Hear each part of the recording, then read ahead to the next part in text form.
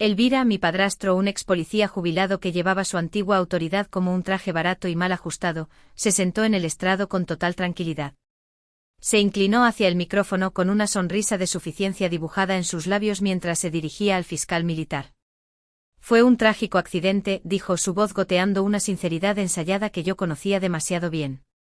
Ella tropezó. El arma se disparó. Es frágil. Siempre lo ha sido. Esa única palabra, frágil, quedó suspendida en la estéril sala del tribunal con paneles de madera. Era la etiqueta con la que él me había marcado toda mi vida. La que mi madre nunca corrigió. No sentí nada más que un nudo frío y duro formándose en mi estómago. La fiscal, una mujer con ojos que no pasaban nada por alto, simplemente se giró y anunció: la corte llama al general Marcos Vega. Un hombre formidable con 3 estrellas plateadas brillando en su hombro entró, y toda la sala pareció ponerse en alerta. La sonrisa de Elvira no solo flaqueó. Se evaporó por completo. El general pasó junto a la mesa de la fiscalía, su mirada recorriendo la corte antes de que sus ojos se posaran directamente en mí. No sonrió. En cambio hizo un gesto de cabeza agudo y respetuoso, un gesto de puro reconocimiento tan extraño en mi mundo que se sintió como un trueno en el silencio sofocante. Solo 2 días antes, yo estaba a punto de escapar de ese silencio para siempre. Estaba empacando la última caja en mi viejo sedán, la llave del coche en mi mano, sintiéndome menos como metal y más como una promesa de una nueva vida. Esto era todo. Mi escape final. Luego una sombra familiar cayó sobre mí. Elvira estaba allí, bloqueando la entrada con los brazos cruzados como un guardia de prisión. Detrás de él, mi madre, una mujer que trataba la paz como un jarrón delicado que nunca debía ser perturbado, solo se retorcía las manos ansiosamente. Todavía fingiendo que ese pequeño trabajo de oficina es una carrera, Elvira se burló, el sonido un recordatorio constante y chirriante de mi lugar en su casa. Intenté explicar que tenía una reunión informativa de Proyecto Crítica, que mi equipo contaba conmigo. Él simplemente echó la cabeza hacia atrás y se rió. ¿Una reunión informativa? Cariño, contestas teléfonos para vivir. No actúes tan importante. Cuando intenté rodearlo, me agarró el brazo. No fue violento. No de una manera que dejara una marca visible, pero fue posesivo. Una última y sofocante afirmación de autoridad. No vas a ninguna parte, dijo su voz baja y absoluta. En ese momento, no solo sentí su mano en mi brazo. Sentí el peso de cada logro desestimado, cada broma condescendiente. Cada vez que me decían que mi naturaleza tranquila me hacía menos. Fue la última vez que vio a una chica rota jugando a las casitas.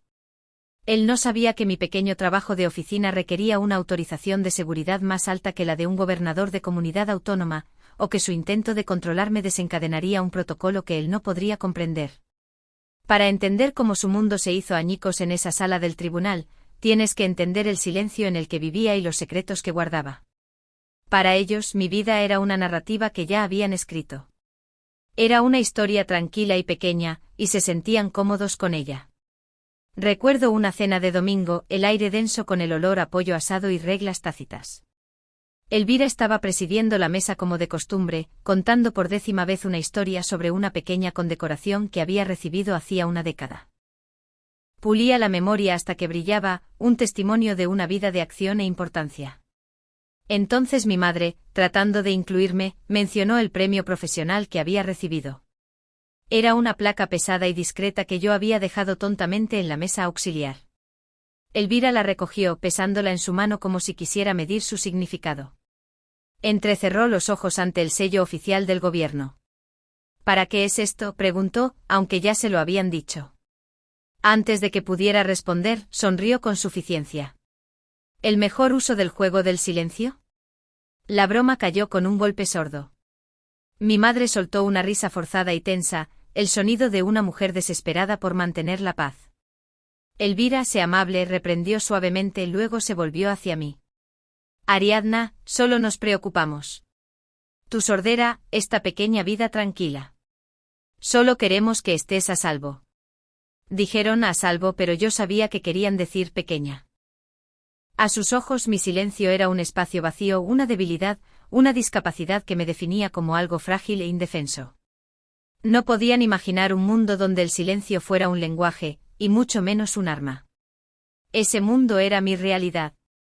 Existía detrás de puertas con acceso por tarjeta en un lugar sin ventanas conocido como SCIF, una instalación de información compartimentada sensible.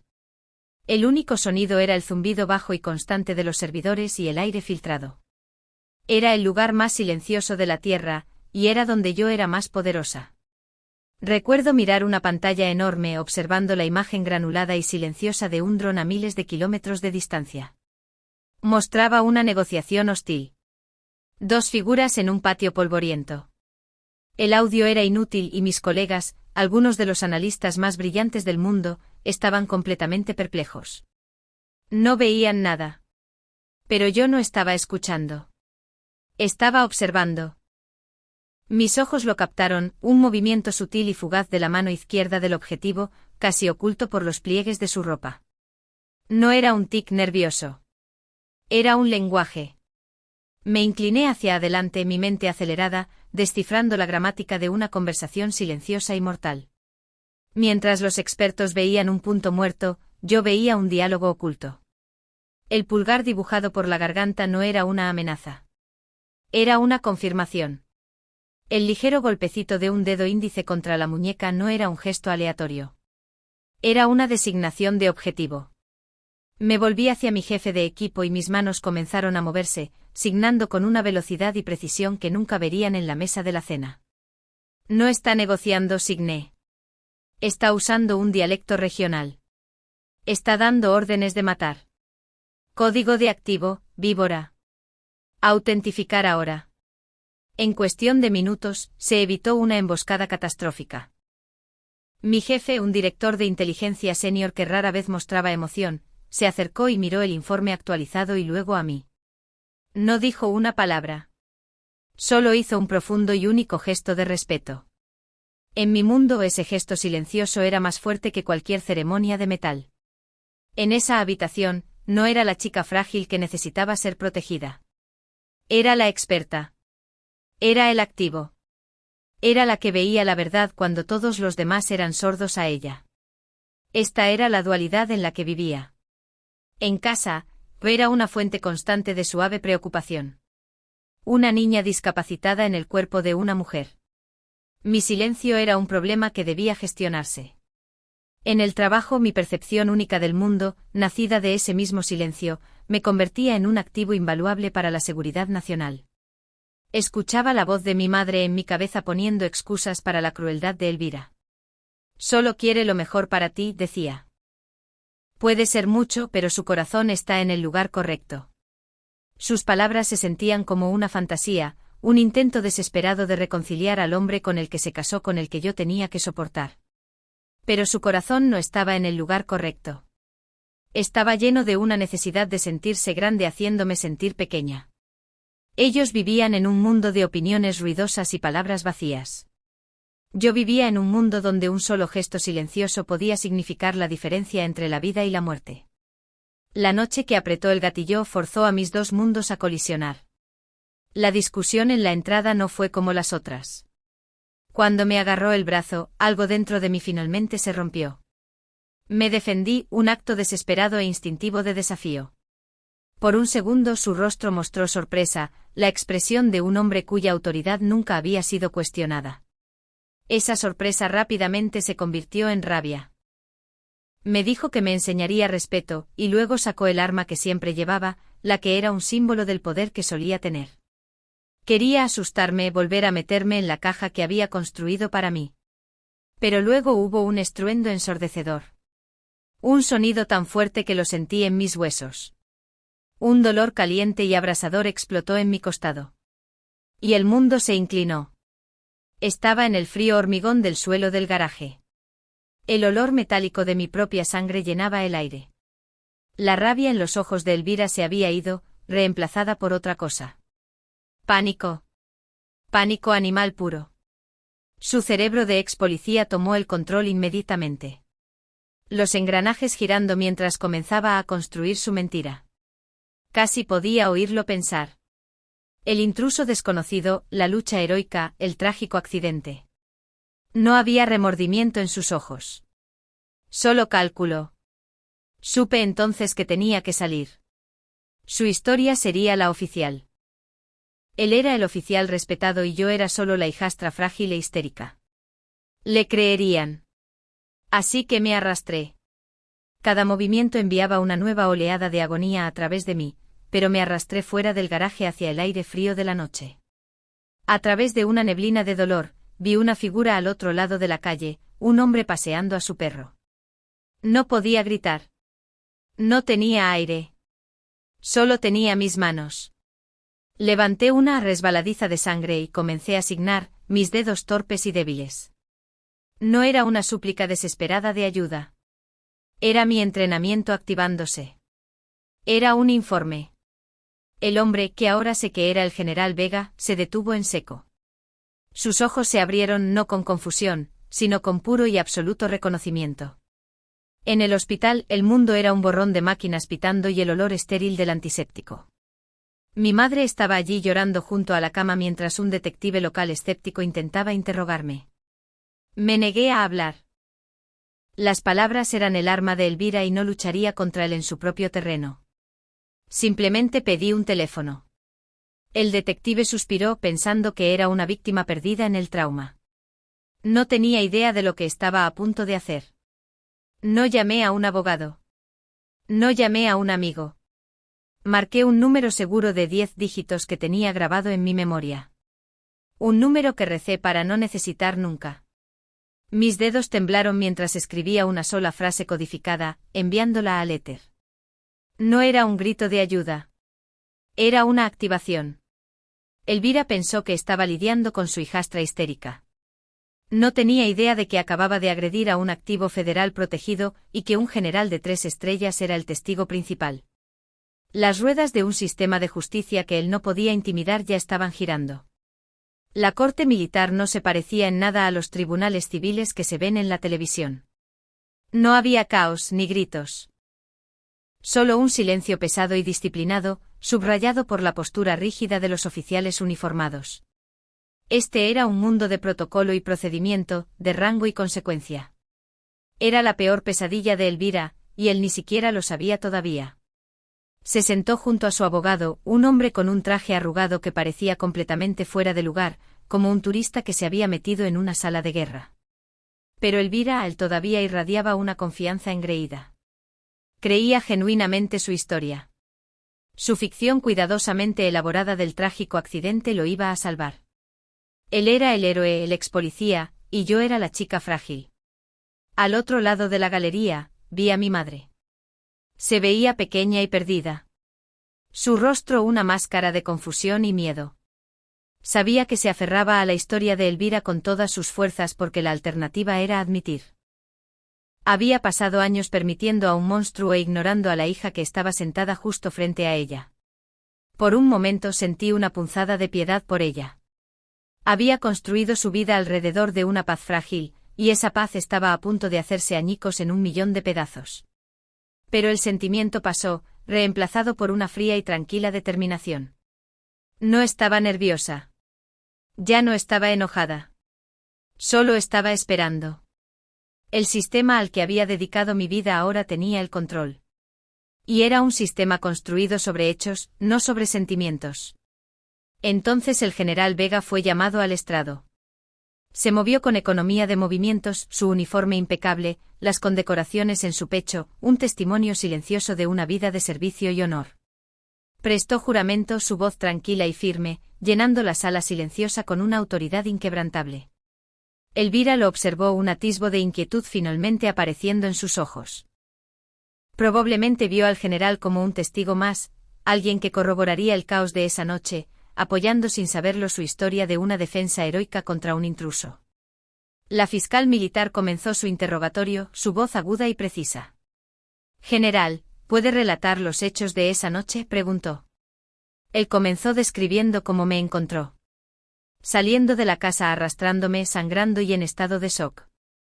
Elvira se relajó visiblemente en esta parte, asintiendo como si dijera, «¿Ves? Justo como dije». El general habló con una claridad irrefutable, sus palabras pintando una imagen sombría de la escena. Detalló mis heridas, la sangre en el suelo, el dolor obvio en el que me encontraba. Habló de cómo no podía hablar, de cómo no salía ningún sonido de mi boca. Mi madre comenzó a llorar en silencio y luego la fiscal lo llevó al momento que lo cambiaría todo. Estaba gravemente herida, declaró el general, con los ojos fijos en la corte. No podía hablar, pero se estaba comunicando. Una sola pregunta incisiva de la fiscal quedó suspendida en el aire. ¿Qué estaba comunicando, general? El general Vega hizo una pausa, dejando que el peso del momento se asentara. No estaba pidiendo ayuda, dijo su voz resonando con autoridad. Estaba dando una evaluación de amenaza. Toda la sala pareció inclinarse. El rostro de Elvira, que había sido una máscara de preocupación y sinceridad, comenzó a desmoronarse. El general continuó usando una combinación de ASL táctico y señales manuales clasificadas. Identificó al asaltante como un exoficial de la ley. Especificó que el arma era una semiautomática de 9 milímetros, indicó que su estado mental era agitado e irracional y confirmó el número de disparos realizados. Cada detalle era un golpe de martillo, desmantelando sistemáticamente la ficción de Elvira. Los murmullos en la galería se hicieron más fuertes, me arriesgué a mirar a Elvira. Su rostro estaba lívido, su boca ligeramente abierta. Esto no estaba sucediendo. La chica frágil no se suponía que fuera un testigo experto en su propio intento de asesinato. La voz del general cortó el ruido, aguda y clara. No fue una súplica de ayuda de una víctima, concluyó, su mirada recorriendo la corte. Fue un informe de campo de una operativa herida. La conmoción en la sala del tribunal era palpable. Este fue el momento en que el suelo se movió. El momento en que mis dos mundos, el que inventaron para mí y el que había construido en secreto, colisionaron con la fuerza de una explosión. Pero el general no había terminado. La fiscal le preguntó cómo podía reconocer señales tan específicas. Su respuesta fue el golpe devastador final. Reconocí las señales, declaró, porque me informaron personalmente sobre ellas como parte del estatuto de la Operación Escudo Silencioso, un programa avanzado de inteligencia de señales que la doctora Ariadna Gómez diseñó personalmente y actualmente dirige. Luego se giró, su cuerpo pivotando en el estrado de los testigos, y miró directamente al hombre que me había atormentado durante años. La voz del general bajó. Ya no era solo un testigo, sino un comandante que dictaba un veredicto. Su hijastra no es solo una lingüista, señor, dijo la palabra señor goteando desprecio. Ella es uno de los activos más críticos de esta nación en inteligencia de señales. Al atacarla, no solo cometió un delito grave. Comprometió la seguridad nacional. Silencio absoluto. Miré a Elvira. Se había ido. El ex policía engreído, el hombre de autoridad, el gobernante de nuestra casa. Todo eso le había sido arrebatado, dejando atrás un cascarón hueco y aterrorizado. Luego miré a mi madre. Sus manos volaron a su boca, sus ojos muy abiertos con una comprensión horrible y naciente. En ese momento finalmente me estaba viendo. No la chica rota y tranquila que compadecía, sino la mujer poderosa y capaz que nunca se había molestado en conocer. Y estaba viendo a su marido por quien realmente era. La mentira se había roto. La verdad había salido a la luz. Y nada volvería a ser lo mismo. Mi padrastro pasó años usando su voz para hacerme sentir pequeña. Al final fue mi silencio interpretado por un hombre de honor, lo que lo condenó. El veredicto llegó rápidamente. Después del testimonio del general, no había lugar para la duda, no había espacio para que las mentiras de Elvira echaran raíces. La palabra culpable resonó en la silenciosa sala del tribunal. Un único sonido definitivo que puso fin a una vida de su ruido. Culpable de agresión a un funcionario federal. Culpable de obstrucción a la justicia. Culpable de tantas cosas que nunca se dijeron en voz alta. Lo vi mientras se lo llevaban esposado. Y en ese momento, ya no era un monstruo. Era solo un hombre pequeño y patético, despojado de la autoridad prestada que usaba como arma. El agudo clic metálico de las esposas fue el último sonido que necesitaría escuchar de él. Fue el sonido de un capítulo que se cerraba. A medida que la sala comenzó a despejarse, mi madre se precipitó hacia mí y su rostro un desorden de lágrimas y disculpas frenéticas. Ariadna no lo sabía. Juro que nunca lo supe, comenzó, sus manos extendiéndose hacia mí. Pero antes de que pudiera tocarme, 2 estoicos oficiales de seguridad de la Fuerza Aérea se interpusieron entre nosotras. No dijeron una palabra. Solo eran una barrera tranquila y silenciosa, una representación física del límite que finalmente, dolorosamente, había erigido. Eran un símbolo del mundo que había elegido, un mundo que ahora me protegía del que había sobrevivido. Las súplicas de mi madre se desvanecieron en el fondo mientras el general Vega se acercaba a mí. Me miró no con lástima, sino con profundo respeto. Bienvenida de nuevo, doctora, dijo simplemente. Y con esas 3 palabras, la prueba había terminado. Un año puede cambiarlo todo. Las cicatrices físicas se desvanecieron y las emocionales se convirtieron en un mapa de dónde había estado, no una señal de a dónde iba. Me paré frente a una nueva clase de analistas de inteligencia, mi propio equipo, en una sala de reuniones de última generación. Ya no era solo una analista.